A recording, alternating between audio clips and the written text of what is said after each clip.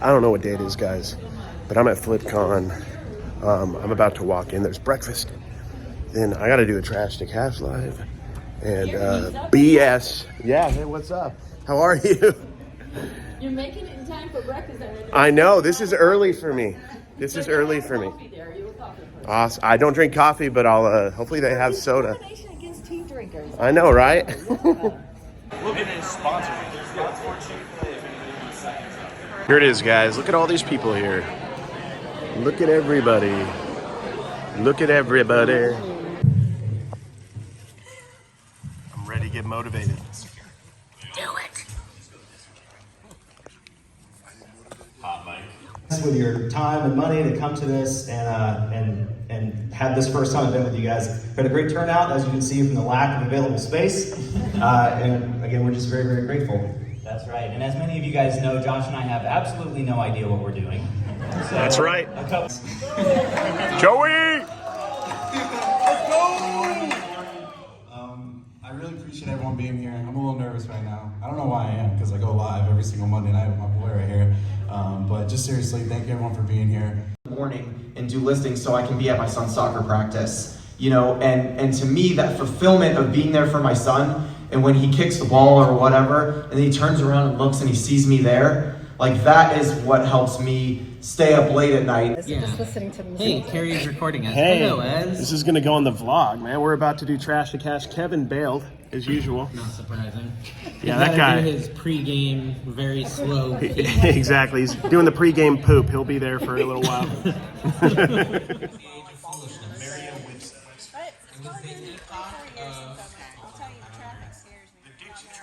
Scaling as climbing a large wall. This is the best clip. Minutes and I read a comment, so I've got a couple comments that I'll read throughout the podcast, but this one's from DJR and it's really relevant here. Y'all never say this is from the last podcast, y'all never say anything in an hour and a half. It's amazing. How do you an hour and a half and say nothing? We don't say anything. It's just verbal diarrhea. We just mention our sponsors randomly. Oh, American Bumble Boy, guys. Joel, where you at? My diaper Genie or whatever. My diaper Genie. Preparation H. Yeah. We use all the high quality So products. let me just interject here, because this is Joel, the famous Joel from American Bumble. Stand up, Joel. American Bumble Boy is here, guys. I can do negotiations. So, Joel, you have 22 episodes left to sponsoring this podcast. So, after that's done, where's Liz Perfectly? All right. Yeah, and then this is the part of the podcast. We're just going to sit here until you all subscribe to Trash to Cash. Listen, the only reason I do this is for money, obviously. So, you know, You guys know how transactional Kevin is. Yeah. How much merch did you bring to the table? Yeah, Nobody wants your fanny pack. that was a bad vibe. Own it. don't forget to get your fanny pack at Commonwealth Picnic. See, I think it's one of those things. Oh, we got some fanny packs out there. Oh, you're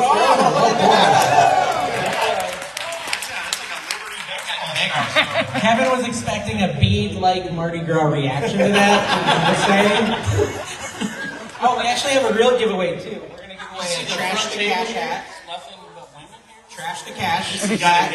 Autographed by Kevin 3 times. It's not 3 times. Triple sig. This, if you're having trouble getting your bowels moving, and then some stickers as well. And so we're gonna pull a raffle. So get your ticket ready. Dude, I sold out of Dead Pile support picks. I know. I'm gonna get some more. I'm gonna try to get Kevin's merch guy. See if I can. I've learned a lot the winner today, but the biggest thing I've learned is that I'm a terrible reseller. And That's true. I was supposed to be on the scaling group, Let's dig into that. which is funny, you know. I told him I wasn't. Apparently, I've been wasting my time on social media. No, let's dig into Kevin being bad at reselling. So Kevin, That's why I hang around these guys, because bad resellers look good. Yeah. None of us are good, and they've actually put me on the optimization panel next. So that's gonna be a real nightmare. Here's a real story about what they put me on the optimization one too, and I wasn't awake to read the message. Go figure. And before I woke up, which was like noonish, they had already changed me to the social media one. They're like, no. Where's That's a bad choice. Is Renzi Not good. Is Renzi here? So they go to bed about when Carrie wakes up. Yeah, that's true. Yes, That is honestly true. Yeah. All right, the winners. 8077. Are you a winner? 8077. So You're a winner. Come Yes. on, you did it. And listen, he's a listener too, so. I changed to a corporation after that because I was thinking eventually my company is going to end. So I was actually already planning on getting, not selling on eBay, just not this early. You got to remember movement. You don't want any one shot being more than about 3 or 4 seconds. So movement, item, you get a different angle, and you talk a little bit about what you got. Talk about that you're a nonprofit. That's interesting. Talk about that you didn't, you're going to sell this and it's going to go to a good cause. And then just what I do is discuss what the value is. You don't have to do that. You can discuss the history of the item. You can discuss why you love this item. Or you could do a 1,000 variations in between. But I like doing the point of view thing rather than camera pointing at me, holding up stuff with TikTok.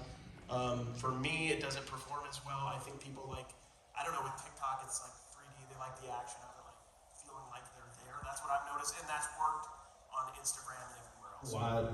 The P is my letter to go to, but I wanted to come up with something where it would apply to whatever video you want to make, whether it's reselling content or content in general.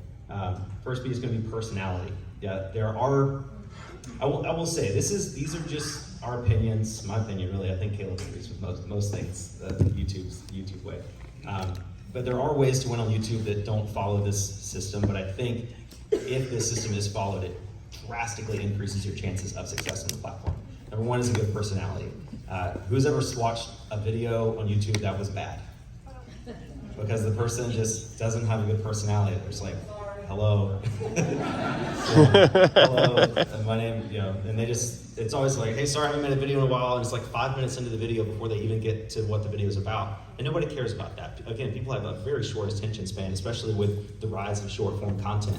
So if you're doing long form content, you have to almost create it with the short form content attention span in mind.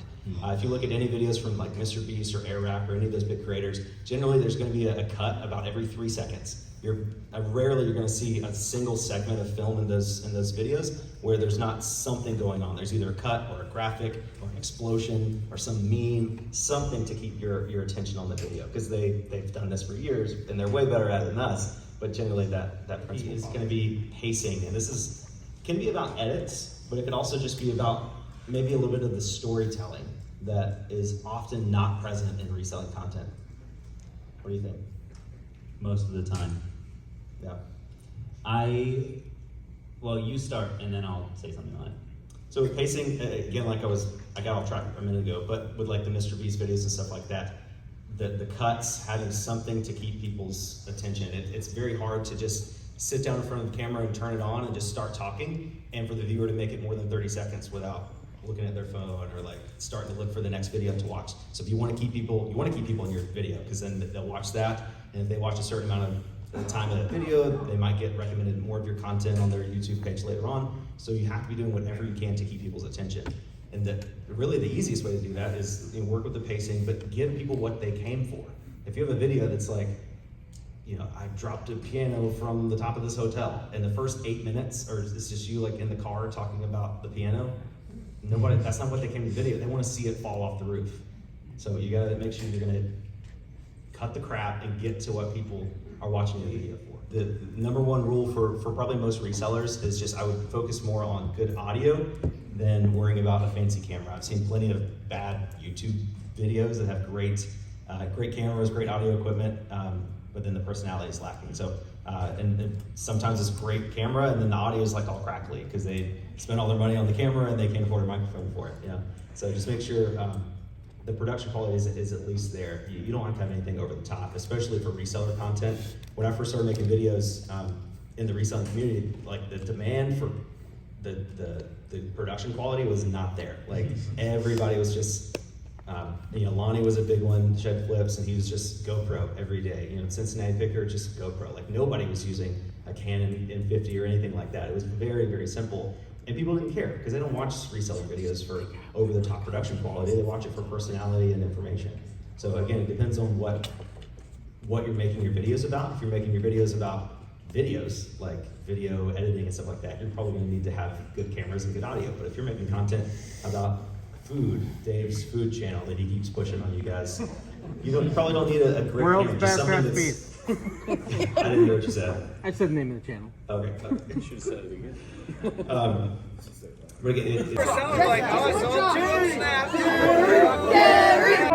How did it feel? Terrible. Your eyes are water. Terrible.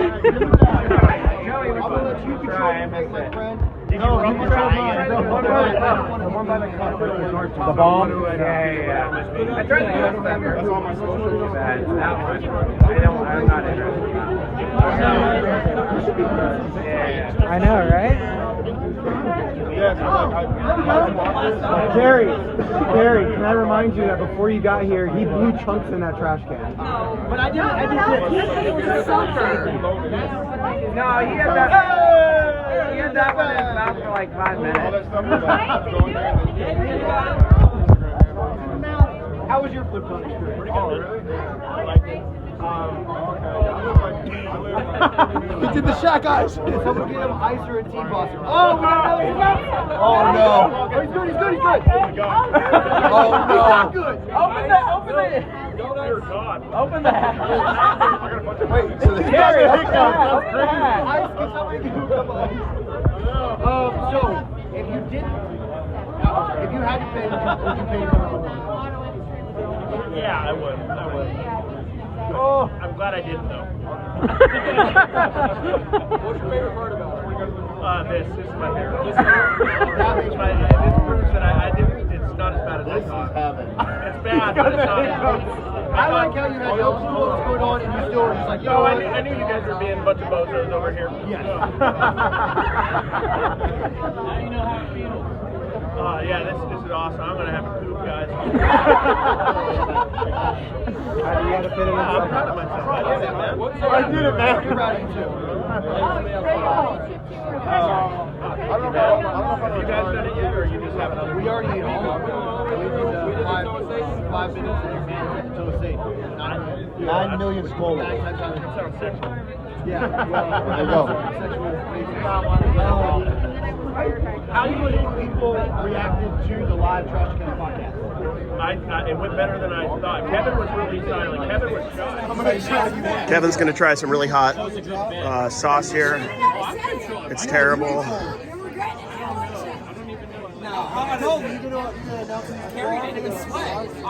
A little bit.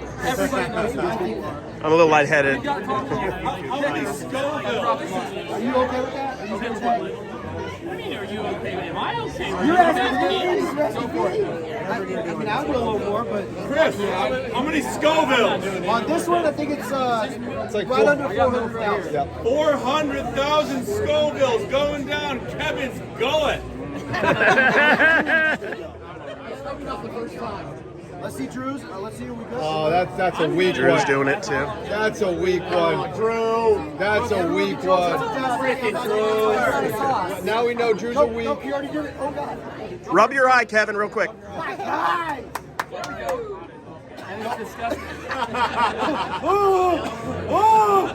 That went right down. Trash can's right there. There's no way.